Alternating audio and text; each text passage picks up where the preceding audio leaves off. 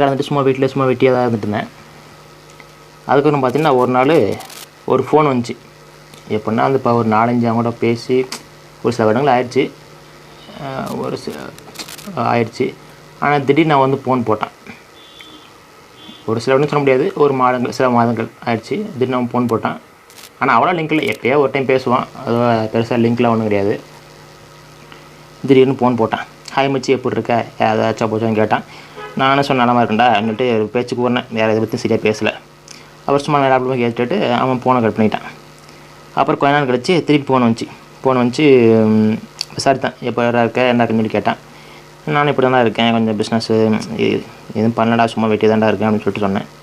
உடனே அவன் வந்து சொன்னான், நான் திருப்பி அவன்கிட்ட கேட்டேன், நீ என்ன வேலை பார்க்கன்னு கேட்டோன்னே, நான் ஒரு 15,000 சம்பளம் வாங்குறேன், பிஸ்னஸ் பண்ணிகிட்ருக்கேன் அப்படின்னு சொன்னேன். பிஸ்னஸாக, என்னடா பிஸ்னஸ் அப்படின்னு கேட்டதுக்கு அவன் சரியாக சொல்ல.